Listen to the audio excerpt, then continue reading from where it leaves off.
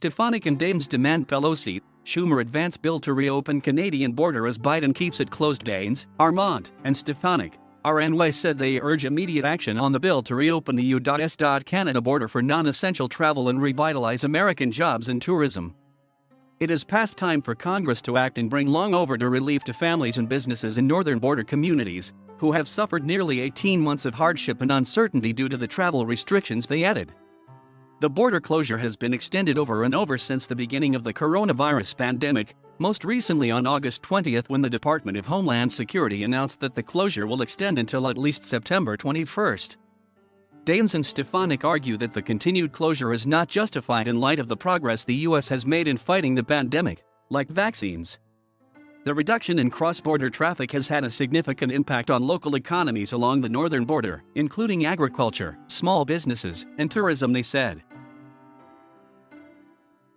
Daines' state of Montana and Stefanik's state of New York each share hundreds of miles of border with Canada.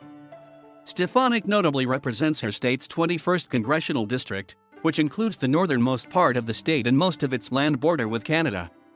As a senator, Daines represents all of Montana. In its most recent extension of the border closure, DHS cited the Delta variant of COVID-19 in addition to the existence of the virus itself.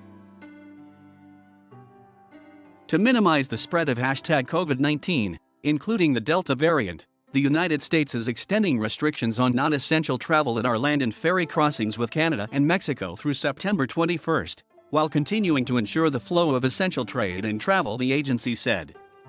In coordination with public health and medical experts, DHS continues working closely with its partners across the United States and internationally to determine how to safely and sustainably resume normal travel.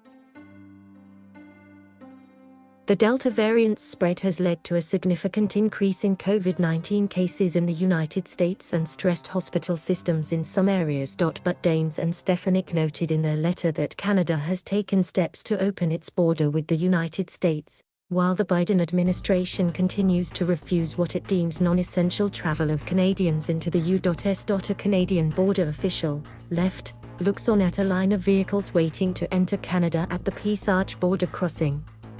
Monday, August 9, 2021, in Blaine, Wash.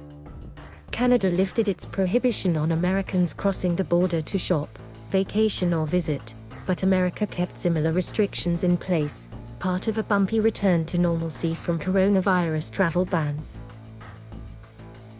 While the Canadian government opened its border to fully vaccinated American travelers on August 9 in clear recognition of the close bilateral partnership our nations share, the Biden administration failed to reciprocate these measures and delayed reopening the border for at least another month, Daines and Stefanik said.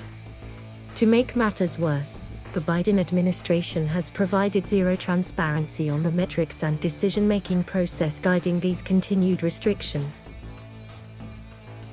Daines and Stefanik are not the only politicians pressing the Biden administration to reopen the border. The percentage of Canada's population that is fully vaccinated is now more than 12 percentage points higher than in the United States, yet the Biden administration refuses to reopen the border to Canadians for non-essential travel. North Dakota Governor Doug Burgum, a Republican, lamented in a statement last month. Democrat Minnesota Governor Tim Walz said last month, according to the Grand Forks Herald, that he hopes the Biden administration will reconsider its border closure. Walz and Burgum were also among the 9 governors who signed a letter from the National Governors Association to the Biden administration in late July asking for a detailed briefing on its plan to open the border.